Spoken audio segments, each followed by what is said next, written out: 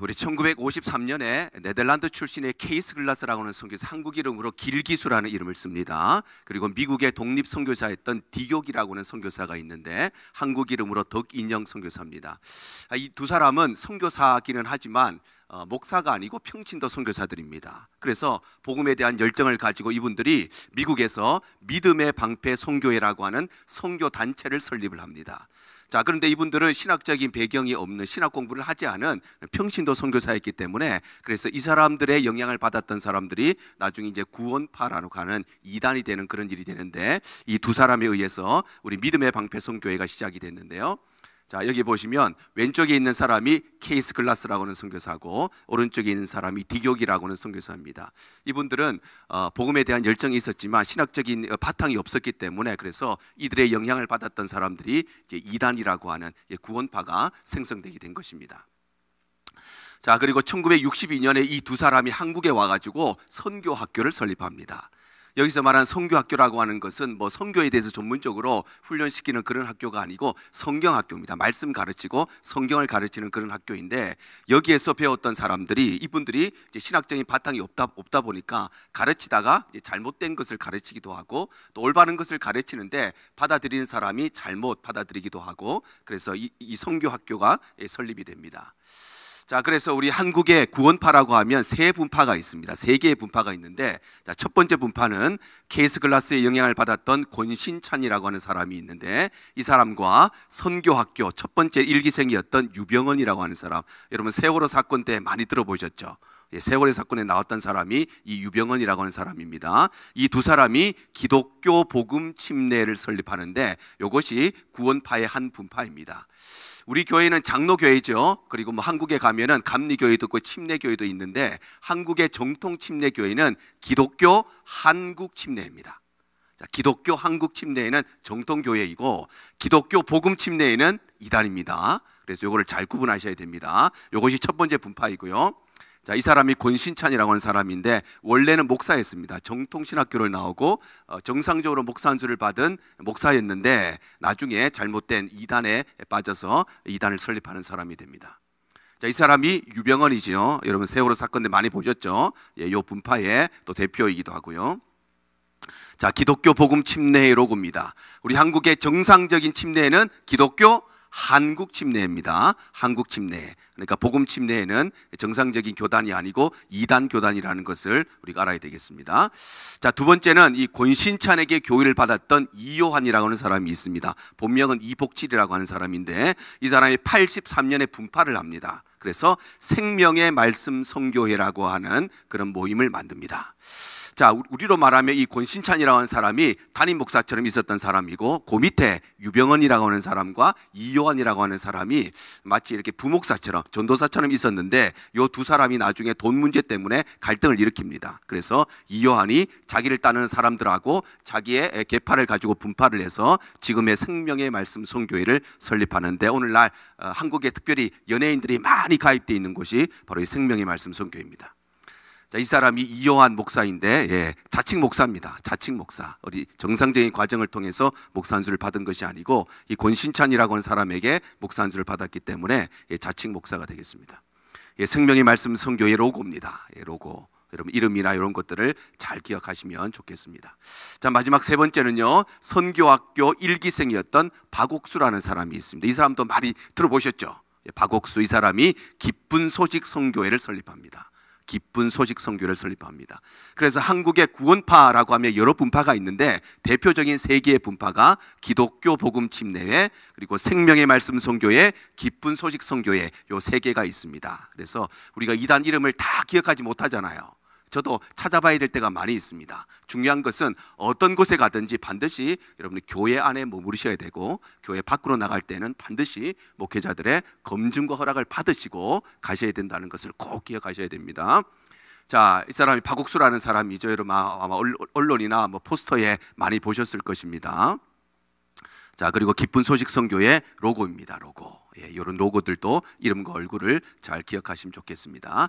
자, 오늘은 그 중에서 우리 기독교 복음 침례라고 하는 구원파의 첫 번째 어떤 파운데이션 같은 그런 단체를 좀 알아보려고 하는데, 자, 소재지가 크게 두 가지가 있는데, 첫 번째는 기독교 복음 침례회 서울교회라는 데가 있습니다. 서울교회. 이 서울교회가 서울 용산구 한강로에 있습니다. 그래서 기독교 복음 침례의 서울교회인데, 예, 길거리에 보면 요 건물 안에 있습니다. 그래서 밑에는 이렇게 상가가 있고 위에는 이렇게 아파트가 있는데, 예전에는 많은 사람들이 모였지만 여러 가지 사고들도 겹치고 세월호 사건도 있고 이러면서 사람들이 다 이렇게 떠나가고, 지금 가면은 이렇게 기독교 복음 침례회 서울교회라고 하는 간판이 있습니다. 아직까지도 몇백 명이 이렇게 모이는 것으로 알려져 있습니다. 자, 두 번째는 안성에 선교센터가 있는데 일명 금수원이라고 부릅니다. 금수원. 언론에도 많이 나왔습니다. 예, 금수원이라고 하는 선교센터가 있는데, 예, 경기도 안성시 보계면에 있습니다. 금수원.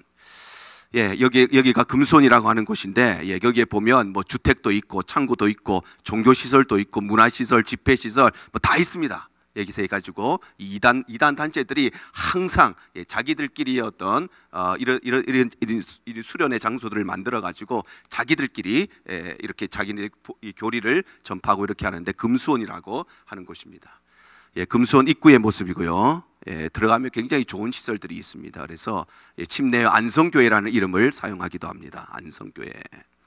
예, 그리고 그 안에 가면 이제 사람들이 쉴 수 있는 이런 공간들도 준비가 다 되어 있고요. 그리고 집회 시설도 이렇게 되어 있습니다. 그래서 큰 공간에 의자도 있고 또 우리 음향 시설, 뭐 영상 시설 전부 다 준비되어 있어서 언제든지 집회할 수 있도록 이렇게 금수원 안에 준비되어 있습니다. 자, 이 단체를 설립한 사람이 권신찬이라고 하는 사람입니다. 권신찬. 예, 권신찬이라고 하는 사람인데, 자, 아까 보셨죠? 권신찬이라는 사람, 이 사람입니다. 자, 이 사람이 1923년에 경북 영덕에서 태어납니다. 영덕에서 태어나고 37년에 영해 공립보통학교를 졸업을 했습니다. 예, 여기 사진 보시면 권신찬인 사람이 여기 있습니다. 이 사람이 권신찬입니다. 어릴 때의 모습입니다. 자, 그리고 이 사람이 1951년에 대한예수교 장로회 총회 신학교를 졸업하고 목사 안수를 받습니다. 그러니까 이 사람은 정상적인 신학교를 졸업하고 정상적으로 목사 안수를 받은 사람입니다. 우리 한국에 가면 대한예수교 장로회 안에 우리 합동교단이 있고 통합교단이 있습니다. 우리 합동교단은 여러분 잘 아시는 충현교회, 사랑의 교회, 이런 교회가 합동 측에 소속되어 있고, 요 교단의 학교가 총신대학교입니다. 자, 그리고 통합측 교단이 있는데 서울에 가면 영락교회, 온누리교회, 소망교회 이런 교회들이 통합측 교단에 소속되어 있고, 장로의 신학대학이 이 교단의 신학교예요. 그런데 옛날에는 이 총신대학교하고 장로의 신학대학교하고 같은 학교였습니다. 한 학교였어요. 그것이 총회 신학교입니다. 이 총회 신학교 때 이 사람이 이 학교를 졸업했으니까 정상적인 신학을 공부하고 또 정상적으로 목사 안수를 받았습니다. 그래서 후에 뭐 주파교회, 영양읍교회, 경안읍교회 전부 다 경상도에 있는 교회들입니다. 그리고 대구 칠성교회 등에서 목회를 했습니다.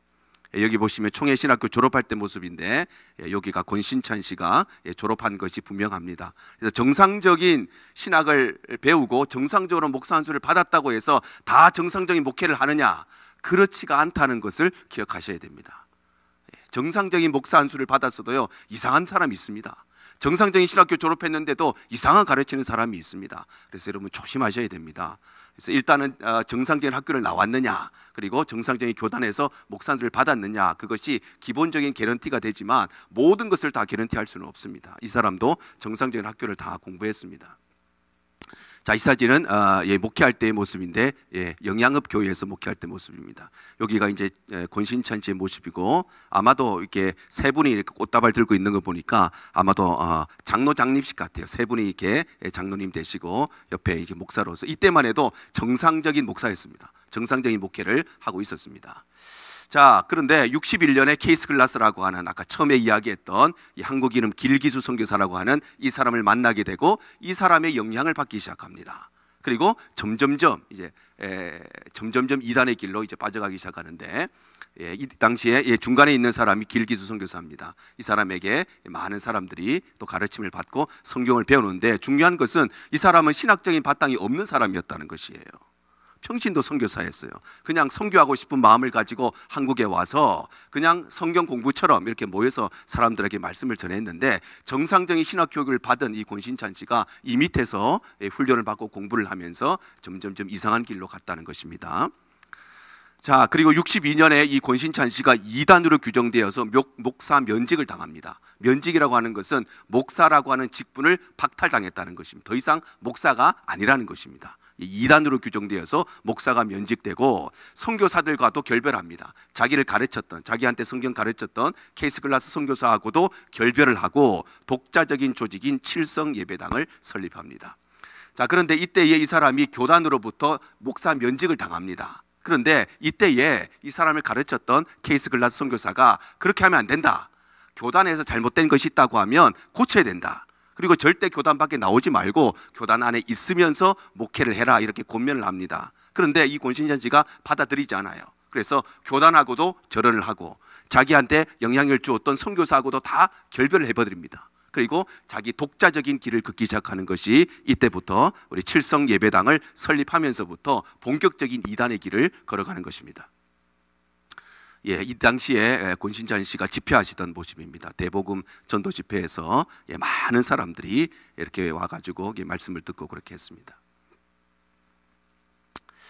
자, 그리고 66년에 국제복음주의 방송국이라고 있는 지금의 극동방송입니다. 지금의 극동방송, 예전에는 국제복음주의 방송국이었는데 이 방송국에 입사를 해서 설교 프로그램을 진행합니다. 은혜의 아침이라고 하는 프로그램을 진행을 합니다. 지금은 극동방송이 굉장히 큰 방송국이 되고, 그리고 한국과 뭐 중국에까지, 북한까지 이렇게 전파가 가는 그런 방송국이 됐지만, 이때만 해도 아주 작은 방송국이었습니다. 지역 방송국이었고 작은 선교단체가 운영하던 방송국이었는데, 이 방송국에 입사를 해서 설교 프로그램을 진행합니다. 이때만 해도, 지금은 누가 한 명 이렇게 잘못됐다, 뭐 면직당했다 이러면은 소문이 금방 나잖아요. 신문에도 나고 뭐 언론에도 나고 뭐 사람들끼리 연결되어 있으니까 다 소문 나는데, 이때만 해도 그렇지가 않았어요. 그러니까 모르고 이 사람이 이제 방송국에 입사하게 된 것이죠. 그래서 이 사람이 은혜의 아침이라고 하는 설교 프로그램을 진행하게 되고, 소위 말해서 많은 팬들을 얻게 됩니다. 사람들이 방송 들으니까 아, 말씀이 좋더라, 이런 소문이 나기 시작하는 거예요. 그래서 이 사람이 많은 사람들에게 팬들을 거느리게 되고, 예, 그 당시에 방송국에서 일할 때 권신찬 씨의 모습입니다. 이때 이미 목사직을 면직당했기 때문에 목사가 아니었지만 자기가 목사라고 하고 방송국에 들어가고 목사라고 하고 설교 방송도 하고 모든 활동들을 했던 것입니다.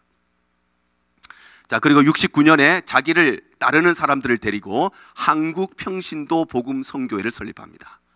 한국 평신도 복음 선교회. 자, 설교 방송을 하니까 이 설교 좋다고 따라오는 사람이 많은 거예요. 편지 써서 목사님 설교에 은혜 받았습니다, 이런 사람이 있는 거예요. 그런 사람들 다 모아가지고 자기 세력을 만든 것이 한국 평신도 복음 선교회입니다. 예, 이 당시에 자기를 따르던 사람들 다 모아가지고 이렇게 수련회 하던 모습입니다. 수련회, 이렇게 수련회도 하고. 자, 그리고 74년도에 극동방송국에서 해임을 당합니다. 뒤에 나오겠습니다만은 이 방송국을 사적으로 장악하려고 하다가 이 사람이 방송국에서 이제 해임을 당합니다. 자, 그리고 81년에 기독교 복음 침례, 지금 사용하고 있는 명칭입니다. 지금 구원파가 사용하고 있는 기독교 복음 침례로 이름을 바꾸고 이제 본격적으로 활동을 하게 되고, 이 구원파의 전성기를 맞이하게 됩니다. 예, 이 당시에 권신찬 씨 집회하던 모습입니다. 예, 가득 차 있습니다. 얼마나 많은, 화장실도 못 갈 정도로 다 앉아서 이렇게 열심으로 듣고, 이 구원파가 아주 전성기를 구가하던 그런 시절입니다. 자, 그러다가 이제 96년에 이 사람이 이제 사망을 하게 됩니다. 자, 이 사람이 쓴 책입니다. 성경은 사실이다, 이렇게 되어 있습니다. 성경은 사실이죠.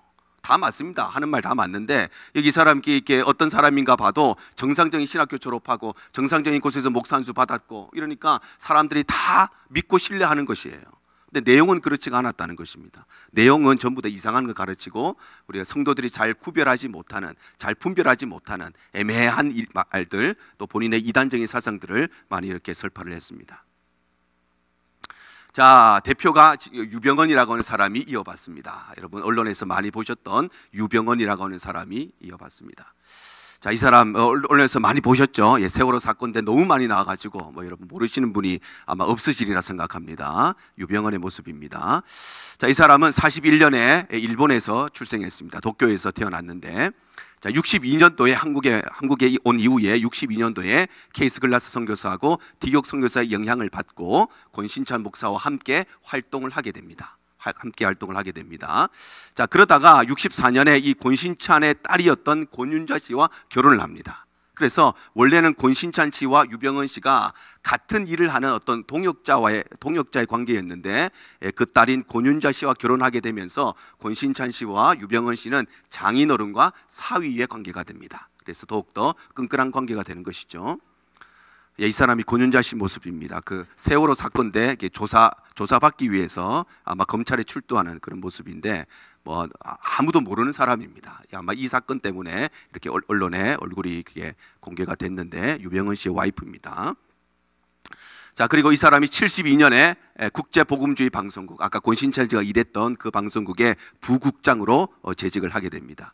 권신찬 씨가 먼저 이 방송국에 들어가 가지고 자기의 팬들을 다 거느리게 되고, 그리고 그곳에서 자기 세력을 계속 키우게 됩니다. 그리고 방송국 전체를 장악하기 위해서 자기의 사위였던 이 유병헌 씨를 부국장으로 앉히게 되는 것이에요.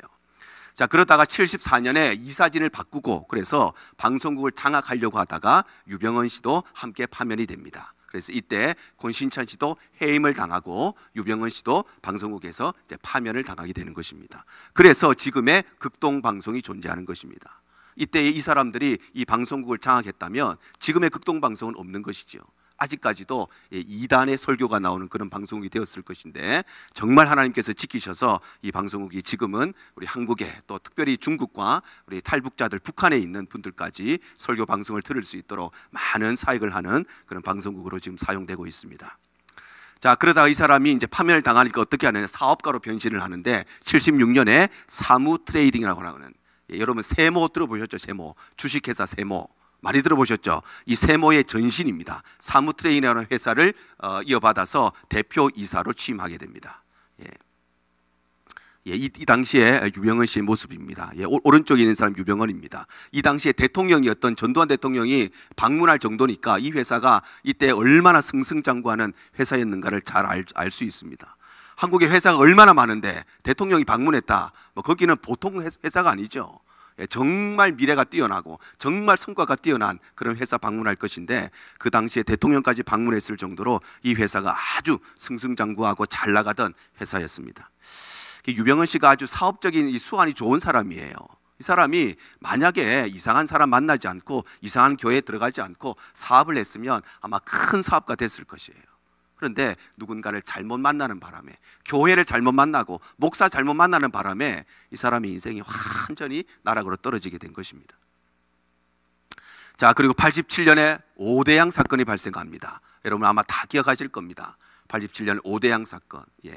오대양이라고 하는 회사에서 33명이 죽은 채로 발견이 되죠. 이 사람들이 왜 죽었는지, 뭐 누가 죽였는지 아직까지도 사실 미스테리로 남아있는 그런 사건입니다. 주식회사 오대양이라고 하는 곳에, 이렇게 지붕 밑에 있는 곳에서 많은 사람들이 죽은 채로 발견이 됐습니다. 그래서 아마 이 회사가 유병헌 씨가 운영하던 회사로 이렇게 알려져 있습니다. 자, 그러다가 92년에 사기 혐의로 4년형을 받고 구속이 됩니다. 이 사람이 사기 혐의로 한때 잘 나가다가 4년형을 받고 구속을 당합니다. 이 당시에 구속될 때 유병헌 씨의 모습입니다. 손에 수갑 차고 있고요. 구속될 때의 모습이고요. 이 당시에 이제 구속될 때 신문 기사입니다. 이 사람이 종교를 빙자해서 상습적으로 사기를 벌이고 여러 가지 죄를 범함으로써 이 사람이 이제 잡혀 들어가게 되는 것입니다. 자, 그리고 이 사람이 감옥에 들어갔다 와서 어떤 삶을 살았는지 오랜 세월 동안 사람들의 기억 속에 잊혀져 있었습니다. 아마 이 사람이 감옥에 갔다 오니까 이제 모든 것을 초월한 것 같아요. 돈도 필요 없고 나는 좀 내 하고 싶은 거 살고 싶다, 아마 이랬던 것 같아요. 그래서 나중에 세월호 사건이 일어나고 난 뒤에 알고 보니까 이 사람이 감옥에 갔다 온 이후로 이제 사진 작가로 활동하고 있다는 것을 알게 됩니다. 그래서 아해라고 하는 그런 이름을 가지고, 그런 호칭을 가지고 이 사람이 사진 작가로서 활동을 했습니다. 자, 여기가 어디냐면은 프랑스에 있는 베르사유 박물관입니다. 근데 이곳에서 사진 전시회를 합니다. 그러니까 얼마나 돈을 많이 들여야 여기에서 전시회를 할 수 있습니까? 예, 그만큼 이 사람이 사업 수완이 좋아서 많은 돈을 가지고 이런 전시회도 했습니다. 자, 여기 보면 아해 이렇게 돼 있죠. 아해, 이 사람이 이 유병헌 씨의 호와 같은 것입니다. 호. 그래서 아해라는 말은 어린아이라는 뜻인데 아마 어린아이 같은 마음을 가진 순수한 사람이다 뭐 이런 뜻으로 아해라고 하는 이름을 쓰는 것 같아요. 그래서 아해라고 해서 이렇게 작가로서 활동을 하고요. 예, 아까 이야기했던 그 베르사유 박물관에서 이렇게 사진 전시회를 하기도 했습니다. 자, 그러다가 이제 2014년에 청해진 해운에서 운행하는 세월호 사건이 발생합니다. 세월호 사건에 304명이 죽지요. 우리나라에서 일어난 사건들 중에 제일 많이 죽은 것이 그 삼풍백화점 무너진 사건에 제일 많이 죽었고, 세월호 사건이 아마 네 번째로 많은 사람이 죽었습니다. 304명이 죽었는데 이 사건을 통해서 다시 이 한국 언론이 유병헌 씨에 대해서 집중하게 되고, 결국은 전남 순천에서 사망한 채로 이 사람이 발견하게 되죠. 아마 기억하실 것입니다. 세월호 사건이죠. 우리 아이들과 또 많은 사람들이 304명, 얼마나 많습니까? 정확히 말하면 299명이 사망 확인이 됐고 6명은 아직까지 실종 상태입니다. 시신을 찾지 못했기 때문에 304명이 죽은 큰 사건이었습니다. 유병헌 씨가 죽은 채로 발견되었던 순천에 있는 그런 밭입니다. 이 사람이 죽음도 여전히 미스테리입니다. 아직까지 이 사람이 살아있다 이렇게 말하는 사람도 있고, 그런데 검사 결과로는 이 사람이 죽은 것으로 그렇게 수사 결과가 발표가 되었습니다.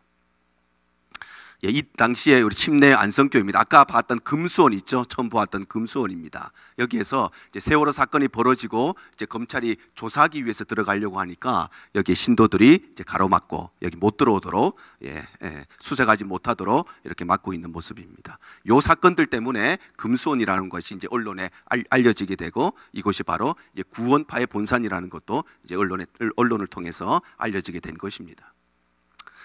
이 사람들이 막고 있습니다. 제일 위에 보면 다 잡아가도 유병헌은 내가 지킨다 하면서 이 사람들이 끝까지 금수원을 지키기 위해서 이 구원파 신도들이 여기를 장악하고 여기를 지키고 있었습니다. 반대로 유병헌 구원파의 철저한 수사를 위해서 우리 기독교계에서 일어나서, 이 사람은 단순히 기업가가 아니고 사업하는 사람이 아니고 이단 종교를 운영하는 교주이기 때문에 그래서 철저하게 수사를 촉구해야 된다, 이런 기독교계의 운동들도 많이 있었습니다. 이 사람의 장례식 모습입니다. 장례식 모습. 그래서 옆에 이렇게 스크린에 나오는 거는 이 사람이 어떤 활동할 때의 모습이고, 장례식의 모습입니다. 아직도 수많은 사람들이 이 사람을 신적인 존재로 생각하기도 하고 이 사람을 종교적인 교주로 생각하기도 하고, 많은 사람들이 장례식에 함께 참여를 했습니다. 유병헌 씨가 쓴 책들입니다. 제목은 얼마나 좋습니까? 제목 보고 책 사면 큰일 납니다. 출판사만 보고 책 사도 큰일 납니다. 요즘에는 내용을 잘 보고 잘 분별해야 됩니다.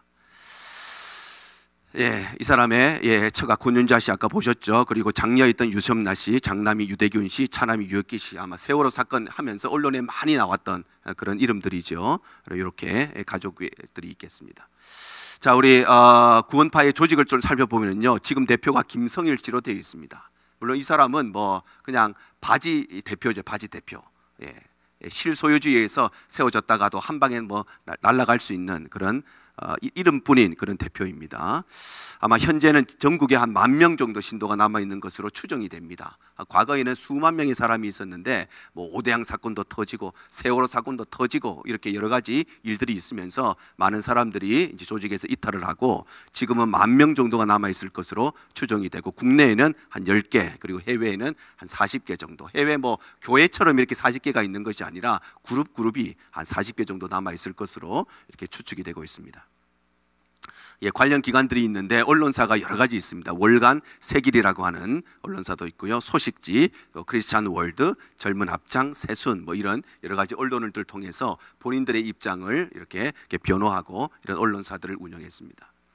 자, 그리고 봉사단체가 여러 가지가 있는데 한국녹색회라고 하는 아주 유명한 봉사단체가 있습니다. 아마 들어보신 분도 계실 건데, 한국녹색회, 녹양합창단, 갈래패 이런 것들이 모두 다 이 구원파에서 운영하는 봉사단체입니다. 자, 이것이 한국녹색회라고 하는 모임의 로고인데, 여러분 잘 기억하시면 언론에 자주 나옵니다. 이 녹색회가 자주 나옵니다. 자, 그래서 이렇게 보시면 한국 녹색회에서 이렇게 진행하는 여러 가지 프로그램이 많이 있습니다. 렌즈로 바라보는 우리 자연 이래 가지고 사람들과 함께 자연 속에서 뭐 함께 뭐 힐링도 하고 이러면서 본인들의 이단 교리들을 그 밑으로 이제 깔아서 전파하는 역할들을 이런 봉사단체를 통해서 진행을 합니다. 자, 그리고 햇빛 생태학교 뭐 현장 체험 학습 이런 밑에 보면은 한국 녹색회 돼 있죠. 전부 다 이단들이 운영하는 데입니다. 그러니까 아이들을 좋은 곳에 보내더라도 잘 알아보고 보내야 됩니다. 예, 저는 뭐 생태학교 하니까 체험 학교 하니까 우리 애들 가서 배우면 좋겠다 아무 때나 보내면 큰일 납니다. 예, 어디에서 하는가를 정말 잘 보고 보내야 되는데 이것도 한국 녹색회에서 이렇게 아이들을 대상으로 체험 학습하면서 앞에서는 봉사활동하고 뒤에서는 이상을 가르치고 이렇게 하는 것입니다. 자, 여기 아까 이야기했던 합창단의 모습인데 전부 다 남자들이죠. 예, 모든 남자분들이 이렇게 합창회에서 많은 사람들 불러놓고 발표회도 하고 노래도 부르고 합창회도 하고 그러면서 이제 본인들이 또 이단 교리들을 이렇게 가르치고 전파하는 역할들도 이렇게 하는 것입니다. 자, 영농조합도 여러 가지 영농조합을 운영을 하는데요. 옥청에도 영농조합 있고 청초밭에도 있고요. 보현산에도 있고 몽중산에도 있고 하나둘셋이라고 하는 의성에도 서귀포, 청송, 전남, 보성, 안성 알려져 있는 곳만 요 정도입니다.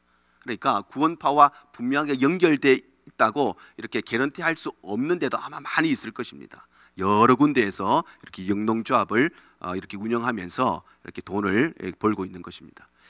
예, 여기에 밑에 보시면요, 한국 녹색회하고 옥청 영농조합 이렇게 돼 있죠. 이 둘 다 구원파에서 하는 것입니다.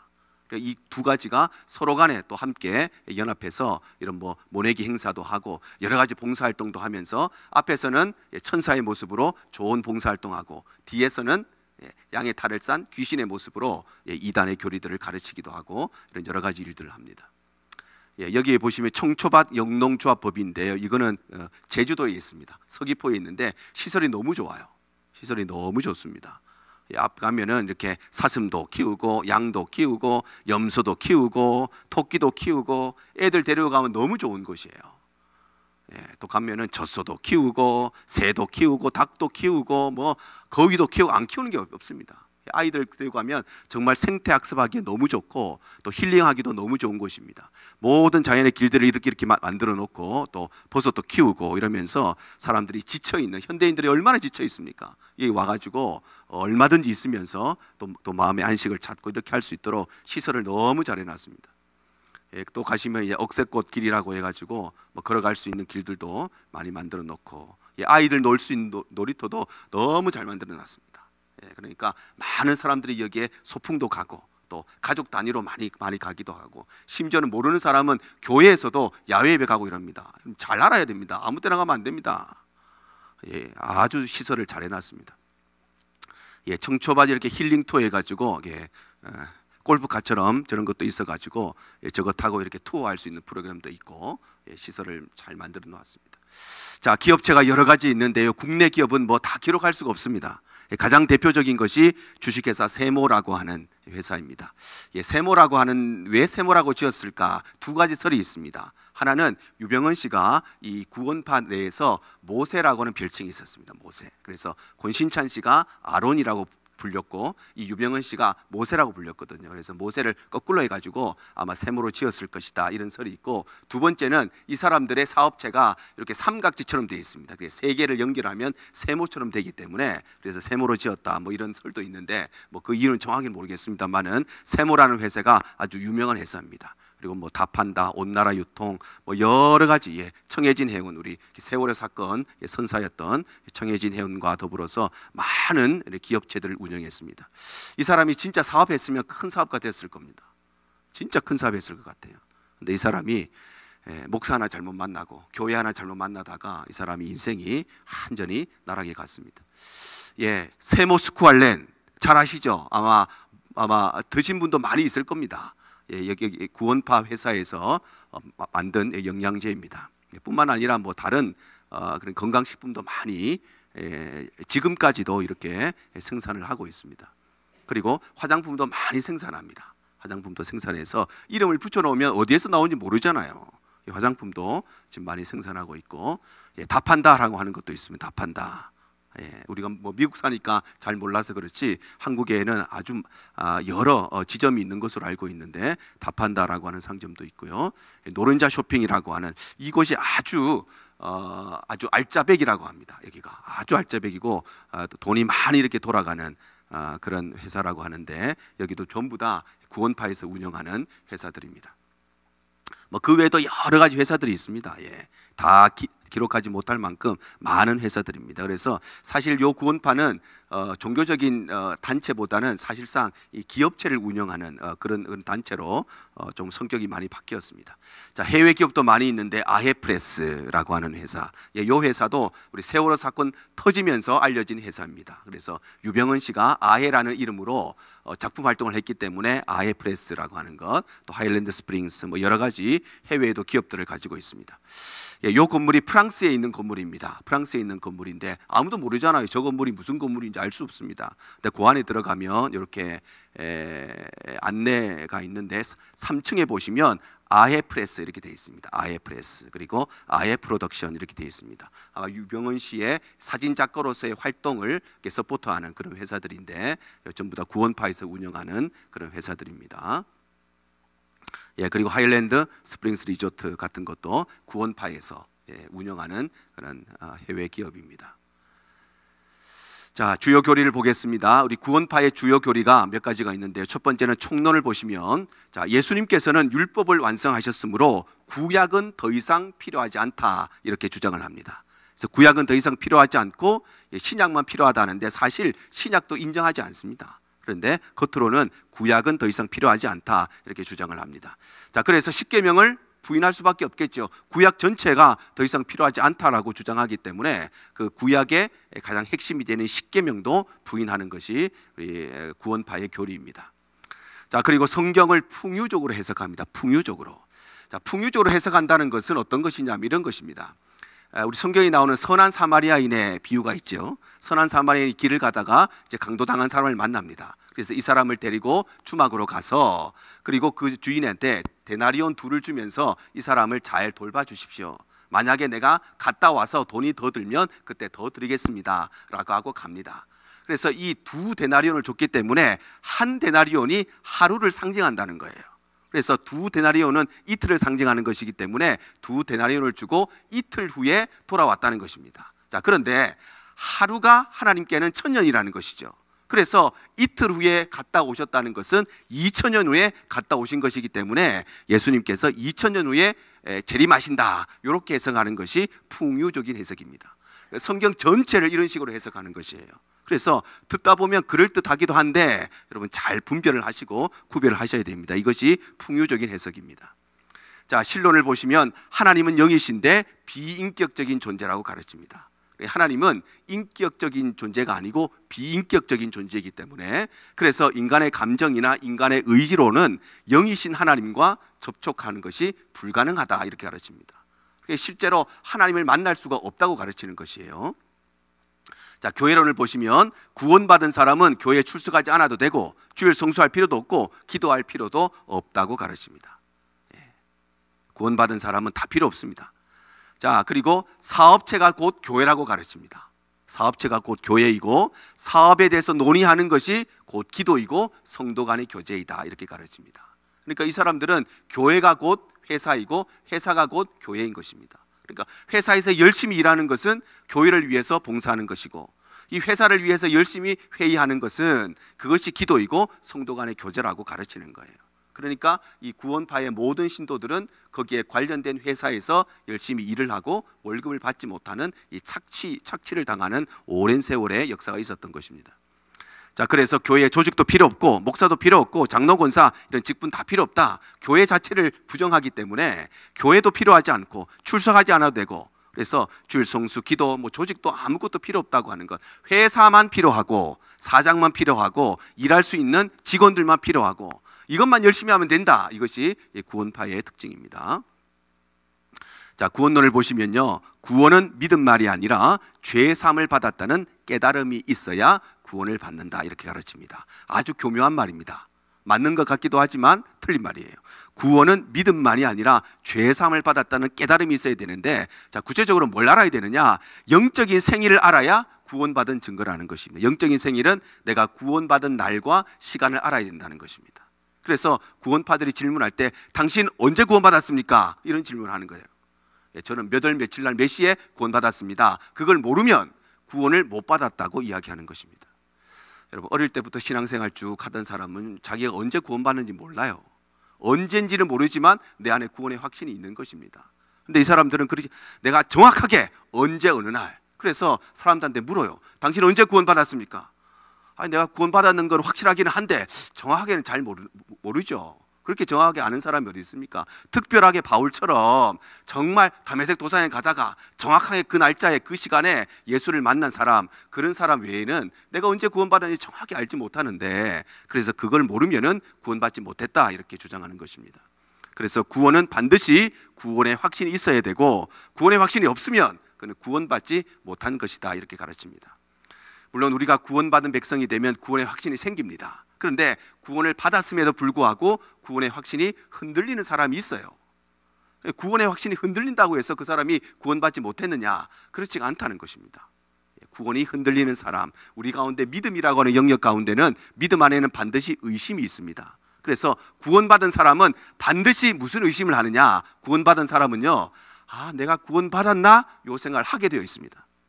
그러니까 의심이라고 하는 것은 구원받지 못한 사람도 하는 것이지만 구원받은 사람도 내 구원에 대해서, 우리는 연약한 존재이기 때문에 구원받았지만 그 구원에 대해서 확신이 흔들릴 때가 있는 것입니다. 그래서 구원의 확신이 없으면 구원받지 못했느냐? 꼭 그렇지가 않다는 것을 알아야 되겠습니다. 자, 인간론이 나오는데요, 이 구원파의 가장 중요한 교리입니다. 가장 중요한 교리가 인간론인데, 자, 구원받은 사람은 죄에서 해방되었기 때문에 죄를 지어도 죄가 되지 않는다, 이렇게 가르칩니다. 처음에 서두에서 이야기했듯이 구원파는 세 분파가 있다고 말씀드렸죠. 세 분파마다 교리가 조금씩 틀린데 요 교리를 공통적으로 하고 있습니다. 그래서 모두 구원받은 사람은 이미 죄에서 다 해방되었기 때문에 이제 그 사람은 죄를 지어도 죄가 아니라는 것이에요. 자, 그래서 구원받은 후에는 회개가 필요 없다고 주장하는 것이 구원파의 가장 중요한 교리입니다. 구원받은 사람은 더 이상 회개가 필요 없다, 이것이 구원파의 가장 중요한 교리입니다. 물론 우리가 예수 그리스도의 보혈의 능력으로 우리의 모든 죄가 용서를 받았습니다. 그렇다고 해서 우리의 회개가 필요 없느냐? 그렇지가 않다는 것입니다. 그러면 성경은 우리를 칭의교리라고 하죠. 칭의라고 하는 것은 의인이기 때문에 의롭다고 칭하는 것이 아니라 죄인인데 의롭다고 칭하여 주시는 것이 칭의의 교리입니다. 우리는 여전히 죄인이에요. 구원받았지만 여전히 죄를 짓고 살아요. 그런데 우리는 여전히 죄인인데 하나님이 우리를 의인이라고 칭하여 주신다는 것입니다. 마치 범죄를 했는데 판사가 당신은 죄 없어, 당신은 석방이야, 이렇게 해주는 것처럼 우리는 죄인인데 하나님이 그 죄가 없는 것이 아닌데, 죄는 있는데, 그런데 우리를 의인이라고 칭하여 주신다는 것입니다. 그러니 우리는 여전히 죄를 짓고 살기 때문에 여전히 하나님 앞에 우리는 회개하는 무릎으로 날마다 나아가야 되는 것이에요. 근데 구원파는 그렇지가 않습니다. 구원받은 사람은 죄에서 해방되었기 때문에 회개 필요 없다, 이것이 구원파의 가장 중요한 교리입니다. 자, 회개하는 것은 사죄의 확신이 없는 불신의 증표이기 때문에 구원받지 못한 지옥 백성이라는 증거라고 가르칩니다. 그러니까 누군가가 회개하고 있으면 저 사람은 구원 못 받았기 때문에 그래서 회개하는 거야, 이렇게 가르친다는 것입니다. 구원받은 사람은 더 이상 회개 필요 없어. 왜냐하면 죄 사함의 확신이 있기 때문에 회개가 필요 없다는 것입니다. 이것이 구원파의 가장 중요한 교리가 되겠습니다. 자, 그래서 구원파는 주기도문을 인정하지 않아요. 주기도문을 부정합니다. 왜냐하면 우리 죄를 사하여 주옵시고, 요 말이 있거든요. 우리는 다 죄 용서를 받았는데 우리 죄를 사해 달라고 하는 회개가 필요 없는 것이 구원파이기 때문에 그래서 주기도문을 부정하는 것입니다. 이걸 보면 앞에는 구약은 없고 신약만 인정한다고 하지만 사실은 신약도 인정하지 않는, 성경 자체를 인정하지 않는 것이 구원파입니다. 자, 종말론 보시면 구원파 교회에 들어오지 않으면 공중재림 때 휴거될 수 없다. 자, 많은 이단들의 특징 중에 하나가 우리한테만 구원이 있다, 이렇게 가르칩니다. 여러분, 우리 교회에만 구원이 있을까요? 옆 교회도요, 예수 그리스도가 나의 구주 되심을 고백하는 교회는 구원이 있는 것이죠. 우리 교회만 있는 것이 아닙니다.